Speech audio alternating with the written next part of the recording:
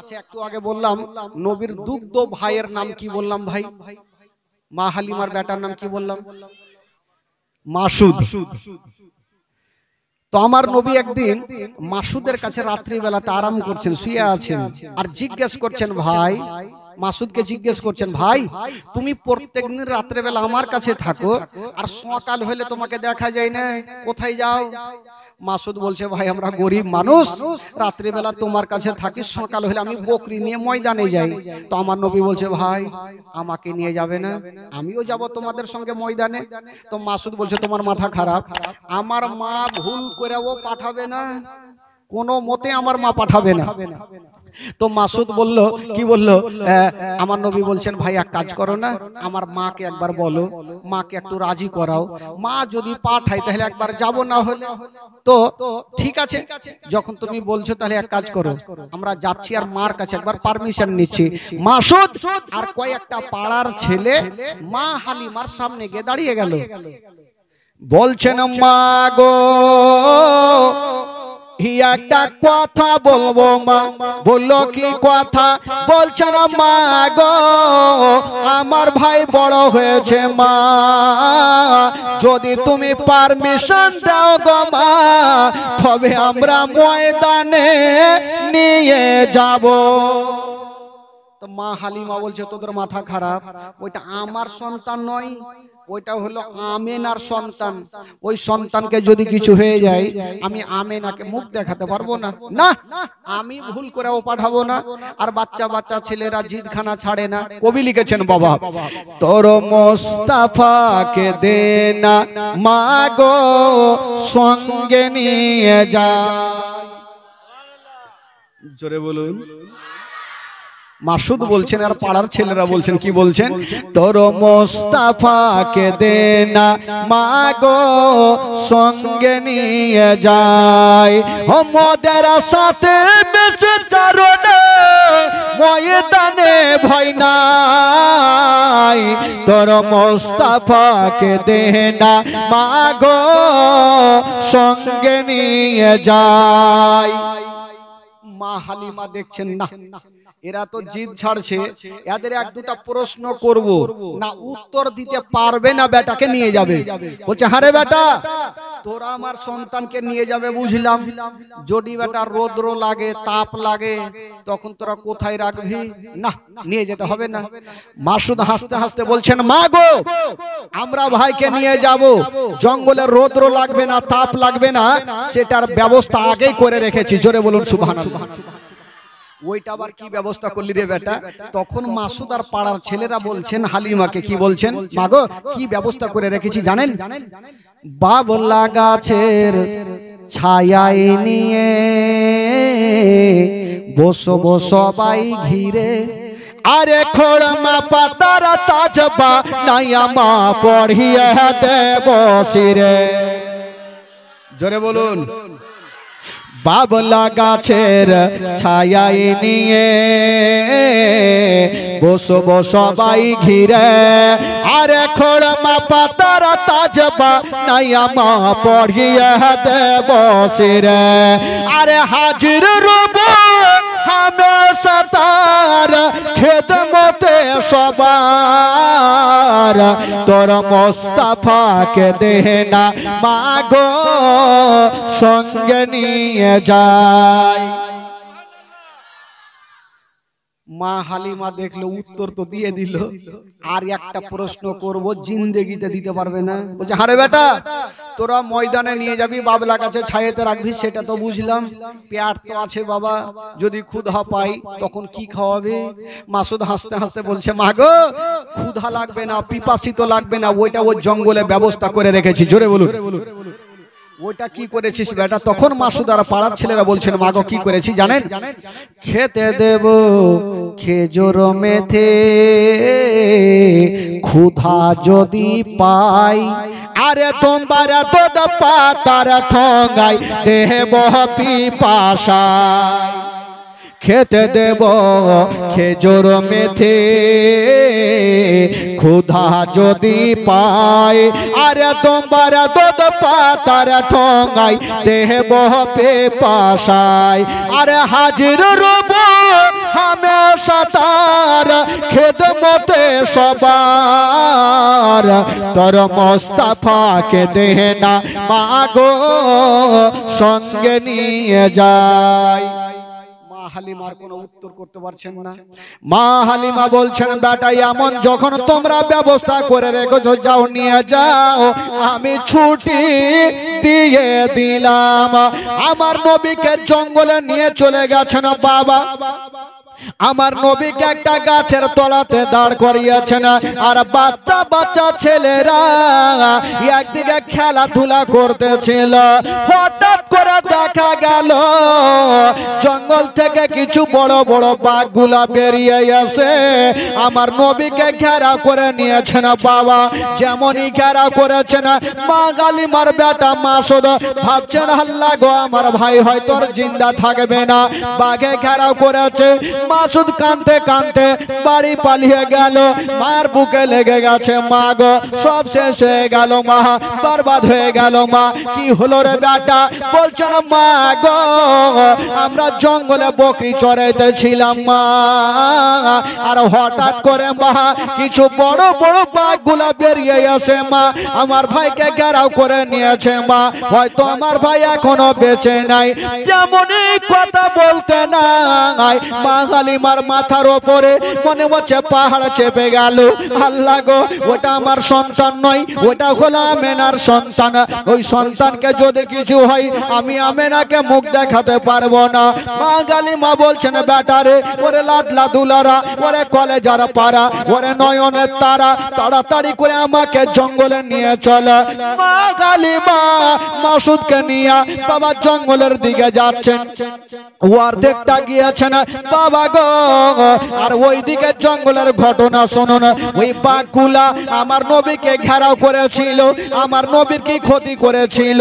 না রে বাবা না, কি করেছিল? ওই জঙ্গলের বাঘগুলা একটা একটা করে গেছে আমার নবীর কদমে চুমা দিয়েছিল। জোরে বলুন। আমার নবীর কদমে চুমা দিয়েছিল বন্ধুরা। যেমনই বেরাদার বাবা মা হালিমা দৌড়াতে দৌড়াতে যাচ্ছে না বাবা। আমার নবী বলছেন ওরে বাঘেরা তাড়াতাড়ি করে তোমরা চলে যাও, কারণ আমার মা যদি দেখে নাই আমার মা ভয় পেয়ে যাবে। জঙ্গলের বাঘগুলা বাবা গো জঙ্গলে চলে গেল, আর মা হালিমা দৌড়াতে দৌড়াতে গিয়া আমার নবীকে টেনে বুকখানে লাগালো। ওরে লাডলা দুলারা আমি শুনলাম বেটা তোমাকে বাঘে ধরেছিল। আমার নবী বলছেন মা গো তুমি যা শুনেছো মা সত্য কথা মা, তবে মা গো আমার বাঘে কোনো ক্ষতি করে না। কি করেছিল রে বেটা? বলছেন মা গো ওই জঙ্গলের বাঘগুলা বেরিয়ে এসে মা আমার কদমে চুমা দিয়েছিল। মা হালিমা বলছেন আমি জীবনে শুনিনি যে কাউরি কদমে এসে বাঘ চুমা দিবে। তো মা হালিমা ভাবলো যে আমার এই বেটাকে কোনো জিন ভূতে ধরেছে। আচ্ছা বলুন তো ভাই আমাদের আর আপনাদের বাঘ যদি জঙ্গলে পেয়ে যায় ছাড়বে? ছাড়বে? ধরেন যে অন্ধকারে বা দিনের বেলাতে বাথরুম করছেন, পিছনে ঘুরে যদি বাঘ দেখেন তো লুঙ্গি ঠিক থাকবে? কোনখানে যে আল্লাহই জানে, থাকবে না ভাই। তো মা হালিমা ভাবলো যে না এই সন্তানকে আর জঙ্গলে পাঠাবো না। ঠিক পাঠাই না। আস্তে আস্তে করে আমার নবীর বয়স হয়ে গেল 2 বছর। জোরে বলুন সুবহানাল্লাহ। কয় বছর হইলো? তো 2 বছর যখন হইলো তো জঙ্গলের বাঘগুলো একটা আলোচনা করছে, হারে নবী তো কি বলে 6 মাস হয়ে গেল জঙ্গলে আসেনি, নবীর সাথে কি আর দেখা হইবে না? তো বাঘের মধ্যে একটা আলোচনা হলো এক কাজ করো, যদি নবীকে দেখতে হয় তবে আমরা একটা দল হাড় মারিয়ে যাব, হালিমার বাড়ি ঢুকবো, নবীকে দেখবো, জিয়ারত করে চলে আসবো। ডিসিশন হয়ে গেল ভাই। তো যাওয়ার জন্য রেডি হলো। তো বাঘের সর্দার বলছে ওই তোরা কোথায় যাবি বলে নবীকে দেখতে? বলে যাবি যা, একটাও বাইচা আসবি না, কার নাক চ্যাপটা হইবে, কার দাঁত ভাঙবে, কার মুখ টেঁড়া হইবে। বলে কেন? বলে তোদের ধারণা তোরা নবীকে দেখবি, কিন্তু পাড়ার লোকের লাদনা লাঠি কুণ্ঠে পড়বে। সবারই পিঠে পড়বে ভাগবে। তো বাঘের সর্দার বলছে শুন, নবীকে দেখার একটাই উপায় আছে। বলে কি উপায়? বলে কালকে যখন মা হালিমার বেটা বেটি বকরি নিয়ে যখন ময়দানে আসবে, তো তোরা বড় বড় বকরি গুলাকে ধরে ফেলবি, আর ওই বকরি ছুটাতে সাধারণ লোক আসবে না। যদি আসে তবে শেষ জামানার নবী আসবে, আর নবী যখন আসবে তোরা অন্তর ভরে নবীর কদমে চুমা দিয়ে দিবি। জোরে বল। তো সর্দার যাকে তাকে বানানো হয় না, দেখে শুনে সর্দার বানা হয়। একটা সর্দার, একটা লোক জীবনে নামাজ পড়েন, ওই লোকটাকে ডেকে বলছে এদিকে আসো। আসলো, বলে তুমি তো নামাজ পড়ো না। বলে না পড়ি না। বলে আজ থেকে তুমি গন্তি করে 40 দিন নামাজ পড়ো, তোমাকে 10,000 টাকা দিব। ওই লোকটা ভাবলো বাপরে 40 দিনে যদি 10,000 পাই তো পড়বো না কেন? কিন্তু সর্দারের একটা ইচ্ছে, যদি লোকটা 40 দিন কন্টিনিউ নামাজ পড়ে অভ্যেসটা লেগে যাবে, নামাজ ছাড়বে না। টাকা দেওয়ার জন্য বলিনি, এমনি বলেছে। আর এই লোকটা ভাবলো বাপরে পাবো তো পড়বো না কেন, 40 দিন পড়ে সর্দারের সামনে হাজির। সর্দার সাহেব টাকা দেন।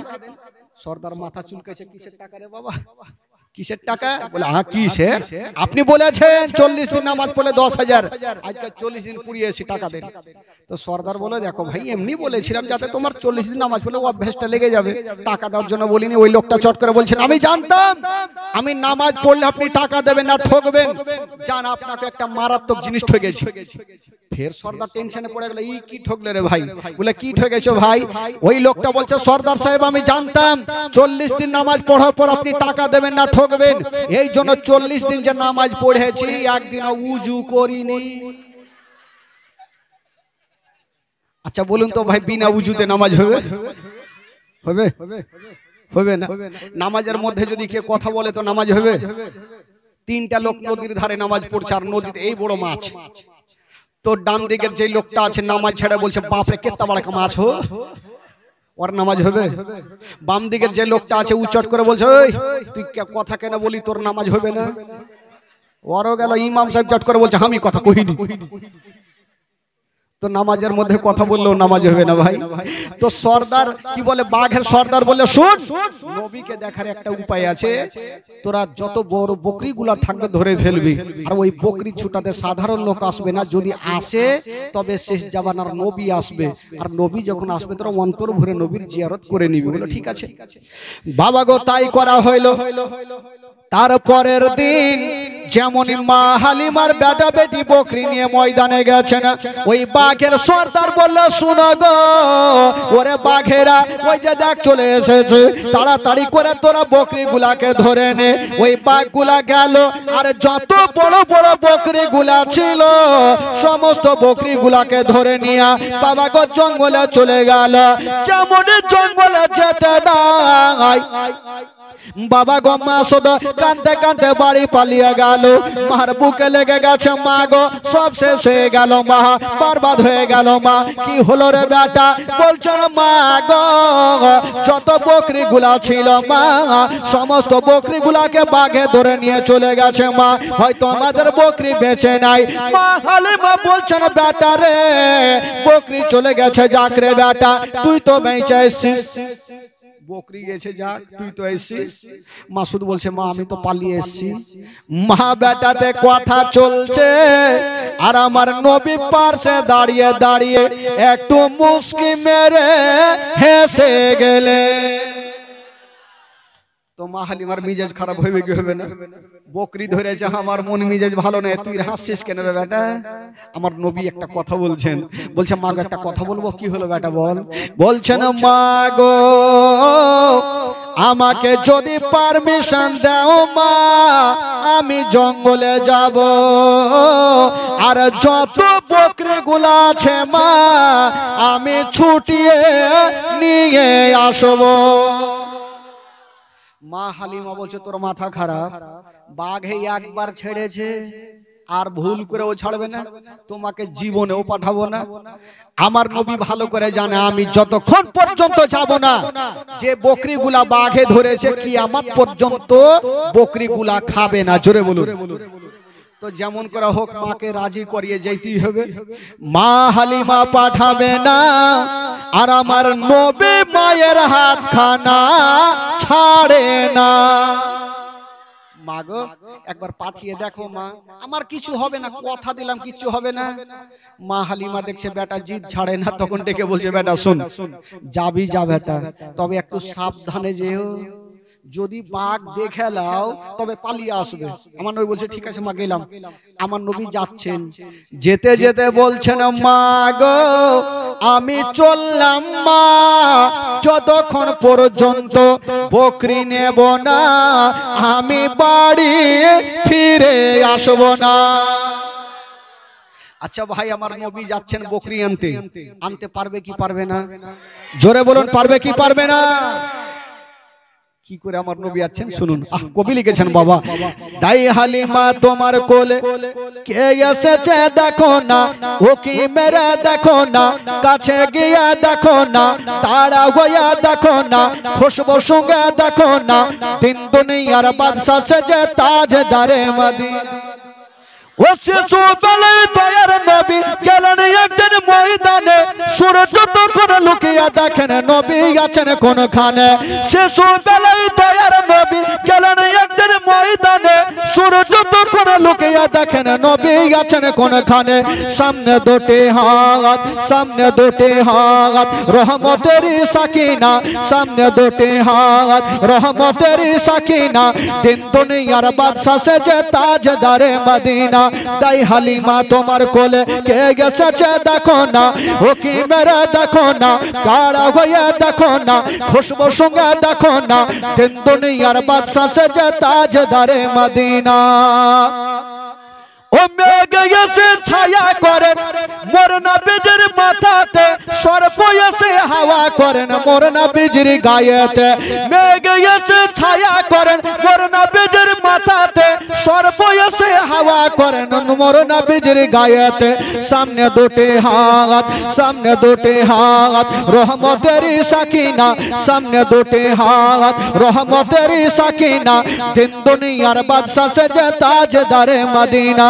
তাই হালিমা তোমার কোলে কে গেছে দেখো না, ও কি মেরে দেখো না, কাছে গিয়ে দেখো না, তারা হয়ে দেখো না, খুশবু সঙ্গে দেখো না, দিন দুনিয়ার বাদশা সেজে তাজদারে মদিনা।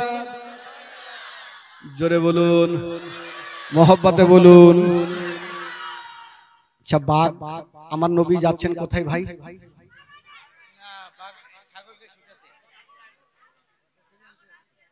বাপ রে, সব তো মুখস্থ হয়ে গেছে। আমার নবী বকরি আনতে পারবে কি পারবে না?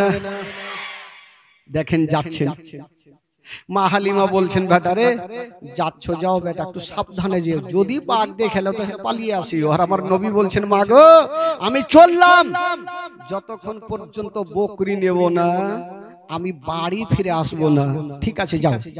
আমার নবী মুস্তাফা যেমনই জঙ্গলে চলে গেছেন বাবা, যেমনই জঙ্গলে যেতে নাই, মা হালিমার বাবা গো বকরিগুলা যে বাঘগুলা ধরেছিল, ওই বাঘের সর্দার বলতে লাগলো ওরে বাঘেরা, ওই যে দেখ দয়ার নবী মুস্তাফা চলে এসেছে, মা মেনার কলেজা টুকরা চলে এসেছে, আব্দুল্লাহ নয়নতারা চলে এসেছে, আব্দুল মুত্তালিবের পোতা চলে এসেছে, তোরা তাড়াতাড়ি করে যা আর নবীর অন্তর ভরে তোরা জিয়ারত করে নে। বাবা গো ওই জঙ্গলের বাঘগুলা দেরি করলেন না, বাবা জঙ্গলে গেল আর আমার নবীর কদমে চুমা দিয়া দিল। আমার নবী বলছেন ও বাঘেরা চুমা তো দিলে ঠিক আছে, আমার মায়ের বকরি কোথায়? বকরি নিয়ে এসো, বকরি নিয়ে আসো। বাঘগুলা বলছেন ইয়া রাসূলুল্লাহ ইয়া হাবিবাল্লাহ নবী গো, আমরা সারা রাত ধরে ওই বকরির পাহারা দিয়েছি, এখন রুম পর্যন্ত ক্ষতি করি না। ওই বাঘগুলা জঙ্গলে গেল আর যত বড় বড় বকরিগুলা ছিল এনে আমার নবীর সামনে লাইন লাগিয়ে দিল। বাবা গো এবার যত বাঘগুলা ছিল বলছেন ইয়া রাসূলুল্লাহ ইয়া হাবিবাল্লাহ নবী গো, আমাদের ক্ষমা করে দিন নবী গো, আমাদের বকরি খাওয়ার ইচ্ছা ছিল না, আমাদের ইচ্ছা ছিল আপনার সঙ্গে দেখা করা। ইয়া রাসূলুল্লাহ, আমাদের খাওয়ার ইচ্ছা ছিল না, ছিল তো শুধু আপনার সঙ্গে দেখা করা। হুজুর গো হয়ে গেছে আমাদের। এবার বেরাদার বন্ধুরা, সমস্ত পাকগুলো আমার নবীর কদমে চুমা দিয়া বাবা গো জঙ্গলে চলে গেল। আর আমার নবী মুস্তাফা ওই বকরিগুলা নিয়া মা হালিমার সামনে হাজির হয়ে গেল। মা হালিমা মাথায় হাত দিয়েছে, বাপরে বাঘ আমার বেটাকে ছাড়লো, বকরি পর্যন্ত ছেড়ে দিল। আচ্ছা বলুন তো ভাই একটা কথা, আমার নবী যার কাছে থাকবে তার লাভ হবে না লস হবে গো? জোরে বলতে হবে, লাভ হবে। তো মা হালিমার কাছে আমার নবী যখন আছেন, তো মা হালিমার লাভ হচ্ছে না লস হচ্ছে ভাই? মা হালিমার বাড়ি উন্নতি হতে লাগলো, বড় হতে লাগলো। তো দেখবেন আমাদের সমাজেও হয়, যখন কেউ বড় হবে তো কিছু কিছু লোক আবার কুটনামো শুরু করে, ওকে কি করে ছোট বানাবো, আছে কি নেই? নিজের ভাই তো ভাইকে বড় হতে দেয় না, তো অন্যজন তো দূরের কথা ভাই। তো কিছু কিছু মেয়েগুলো আলোচনা করছে, হারে ই হালিমা যেদিন থেকে সন্তানটাকে নিয়ে এসছে সেদিন থেকে হালিমা তো বড় হতে লাগলো, এই সন্তানটাকে যতক্ষণ ভাগাবো না হালিমা গরিব হইবে না। এই সুযোগ মিলিয়ে আছে ভাই। আর ওইদিকে মা আমেনা নিজের শ্বশুর আব্বাকে বলছেন, আব্বা গো আমার বেটা কেমন আছে, একটু খবরটা নিতে হবে, একটু লেন তো। ঠিক আছে বেটি, চিন্তা করো না। তো আব্দুল মুত্তালিব একটা বেটা আব্বাসকে ডাক দিয়ে বলছেন, বেটা যা, তোর ভাতিজা কেমন আছে একটু খবরটা নিয়ে আই। তো আব্বাস যাবে, বলে আব্বা যাচ্ছি। একটু ঘরে ঢুকলো, আর একখানা 3 কেজি 3.5 কেজি ওজনের তরবারি নিয়ে আসলো। আব্দুল মুত্তালিব বলছেন, বেটা তুমি যাবে তোমার ভাতিজাকে দেখতে, তবে তরবারি কি করবে? আব্বাস বলেছিলেন, আব্বা গো আমরা হলাম কুরাইশ বংশের ছেলে, রাস্তা ধরে যাব, যদি কোনো রাস্তা থেকে আক্রমণ করে তবে তরবারি খানা আমি কাজে লাগিয়ে দিব। এত দূরের রাস্তা যাব, তরবারি নিয়ে যাব, জানি না কোনো বিপদ আসতে পারে। ঠিক আছে বেটা যাও। আব্বাস বাবা গো 1 পা 2 পা করে মা হালিমার দেশে পৌঁছে গেল। কাউকে দেখতে পাই না, একটা মেয়ে চলে আসছে, কিন্তু যে মেয়েটা আসতে ছিল গো ওটাই হইল মাইমুনা কুটনি। কারো নাম থাকলে রাগিয়ে না খালা। মানে ওই মেয়েটাই তেল মধু খাওয়াবার চিন্তা করছিল, এই সন্তানটাকে না ভাগাইলে হালিমা গরিব হবে না। আর ওই মেয়েটাকে জিজ্ঞাসা করছে, আব্বাস হাগো বলো তো এই কি বলে এই গ্রামে হালিমার বাড়ি কোনটা? ওর তো এমনি মিজাজ খারাপ আছে। তুই বলছে হালিমার সঙ্গে কিসের দরকার? বলে আমার ভাতিজা একটা আছে, তাই দেখভাল করছি কি করেছে, একটু খবরটা নিতে আসলাম। ওই মেয়েটা চিন্তা করলো, একই এমনই তেল মধু খাওয়াবো যেন ওই সন্তানটাকে হালিমার কাছে না রাখে, এমনই একে তেল মধু খাওয়াবো। তো ওই মেয়েটা বলছে, হাগো আপনারা কাজ কাম পাননি? বলে কেন? বলে এমন মেয়েকে আপনারা দিয়েছেন আপনার ভাতিজার দেখভাল করে না। আব্বাসের চোখ কিন্তু লাল হয়ে গেছে। করে না মানে কি হলো বলো? বলে আপনার ভাতিজাকে হালিমা সারা দিন ঝুলনাতে শুইয়া দেয়, আর বাইরে থেকে তালা মেরে বকরি নিয়ে ময়দানে যায়, আবার সন্ধ্যার সময় আসে আপনার ভাতিজার ঝুলনা হিলাই না। ঝুলনা বুঝলেন তো? ঝুলনা কি বলছে আপনাদের ভাষায়? ঝোলা, হিঞ্জোলা বাদি হে মানুষ তো ভাই আমি জানি না, আপনারা বুঝবেন কি বুঝবেন না, তার জন্য ভাই হিন্ডোলা। তো ওই মেয়েটা বলছেন, হুজুর আপনার ভাতিজার ঝুলনা সকাল বেলাতে হিলিয়া যায়, আবার সন্ধ্যার সময় এসে হিলাই। আব্বাসের মিজাজ খারাপ, আজকে হালিমার মাথা না কাটলে বাড়ি যাবো না। কিন্তু তোমার কথা শুনে লাভ নেই, আগে নিজের চোখে দেখবো কোনটা বাড়ি বলো। বলে ওই যে ওইটা বাড়ি। আব্বাস যেমনই মা হালিমার বাড়ির সামনে গিয়েছেন, দেখছেন বাইরে থেকে তালা মারা। তালা তো মারা, গেট তো লাগা। এবার জালনাটার পর মানে এটা সরিয়ে দেখছে, পাল্লাটা সরাচ্ছে। দেখছেন বন্ধুরা পাল্লাটা সরায়া নিজের চোখে দেখছেন আমার নবী একটা ঝুলনাতে আরাম করছেন, মা হালিমার বেটা মাসুদ একটা আরাম করছেন, আর দুই কানা ঝুলনা বন্ধ আছে। আব্বাস গেটে বসলো, হালিমার মাথা যতক্ষণ কাটবো না আমি বাড়ি ঘুরে যাব না। হালিমার মাথা না কাটলে বাড়ি যাব না। ভাতিজাকে দিয়েছি দুগ্ধ পান করাইতে, ও সারাদিন রেখে দেয় ঝুলনা ঠিকই বন্ধ। ওই মেয়েটা ঠিক কথাই বলেছে, ভুল বলেনি। গেটে বসে আছে ভাই, রাগের মাথায় চোখ লাল হয়ে বসে আছে। ঠিক সন্ধ্যার সময় সূর্য ডুবার আগে আগে মা হালিমা বকরি নিয়ে বাড়ি ঢুকছে। আব্বাসকে ডেকে একদম চুপচাপ দাঁড়িয়ে গেল, বলে হুজুর ভাইজান কি ব্যাপার, আপনি কখন আসলেন? বলে হালিমা আজকে ঠিকঠাক জবাব দাও, যদি ঠিকঠাক জবাব দিয়েছো তাহলে ঠিক আছে, আর যদি উত্তর ভুল হয় এই তারওয়ারি খানা কিন্তু কাজে লেগে যাবে। বলে কি হয়েছে হুজুর বলেন? বলে আমার ভাতিজাকে তোমাকে কিসের জন্য দিয়েছি? বলে দুগ্ধ পান করাতে, আদর যত্ন করতে। আচ্ছা আমার ভাতিজাকে যে তোমার কাছে দিলাম, তো তুমি তো সারা দিন ময়দানে থাকো, সকাল বেলাতে ঝুলনাতে রেখে দাও, আবার সন্ধ্যার সময় আসো, তো সারা দিন আমার ভাতিজার ঝুলনা হেন্ডোলা কেটা হিলায়। মা হালিমা বলছেন তবে ভাইয়া একটা কথা শুনালেন, সকাল বেলাতে আমি ঝুলনা ঘিলিয়া যাই, সন্ধ্যার সময় এসে দেখি আপনারা ভাতিজার ঝুলনা হিলতে থাকে। আব্বাস ভাবলে একে এখনই মার্ডার করে দেবো নাকি রে, মানে ও তো একটু আগে দেখলো জানলা দিয়ে বন্ধ, আর ই বলছে হিলতেই থাকে। হালিমা দরওয়াজা খুল আর দেখা কোনতে হিলছে। মা হালিমা চিন্তা করছে আজকে যদি না হিলে আজকে আমি শেষ। মা হালিমা চাবিটা নিয়েছেন, তালাতে ভরেছেন, ঘুরানো হয়নি। মা হালিমা বলছেন আল্লাহ প্রত্যেক দিন তুমি হিলিয়া দাও, আজকে ও হিলিয়া দাও, যদি ঝুলনা না হিলে তবে আমাকে জিন্দা রাখবে না। মা হালিমা চাবিটা ঘুরাতে যাবে। যার দুনিয়াতে কেউ নাই তার আছে মহান আল্লাহ। আমার আল্লাহ বলছেন জিবরাইল দেরি করো না, তাড়াতাড়ি করে চলে যাও। আল্লাহ গো কোথায় যাব? বলল হালিমার বাড়িতে আমার নবী যেই ঝুলনাতে আরাম করেছেন ওই ঝুলনাখানা হিলিয়া দাও। জিবরাইল বলছেন আল্লাহ আমি কত জোরে যাব, কত গতি বেগে যাব? আমার আল্লাহ বলছেন জিবরাইল হালিমা তালাতে চাবি ভরে দিয়েছে, এখনো ঘুরানো হয়নি, ওই ঘুরানোর আগে তোমার গাড়ি পৌঁছে যায়।